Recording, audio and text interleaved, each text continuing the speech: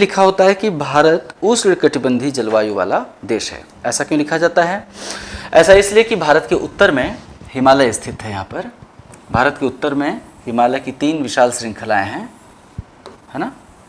भारत के उत्तर में यहाँ पर हिमालय की 3 विशाल श्रृंखलाएं हैं और इन तीनों विशाल श्रृंखलाओं के चलते भारत में ठंडी नहीं पड़ती या भारत में शीत ऋतु नहीं पाया जाता है।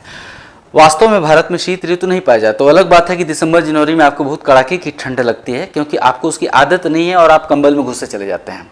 वो इसलिए ऐसा होता है क्योंकि आपको आदत नहीं है। आपको ज़्यादातर गर्म मौसम का आदत है, क्योंकि अप्रैल से लेकर लगातार अक्टूबर तक गर्म मौसम ही रहता है, अप्रैल से लेकर अक्टूबर तक।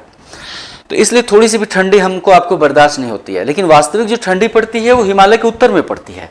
हिमालय के उत्तर में जो तिब्बत और चाइना का क्षेत्र है, हिमालय के उत्तर में तिब्बत चाइना का ही भाग है, चाइना के उत्तर में मंगोलिया और मंगोलिया के उत्तर में रूस का वो साइबेरिया क्षेत्र बिल्कुल उत्तरी ध्रुव के पास पड़ता है।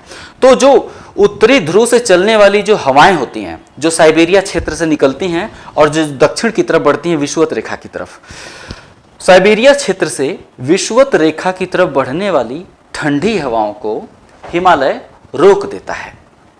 इसलिए भारत में साइबेरिया की और चीन की ठंडी हवाएं प्रवेश नहीं कर पाती, क्योंकि हिमालय उनके सामने खड़ा हो जाता है।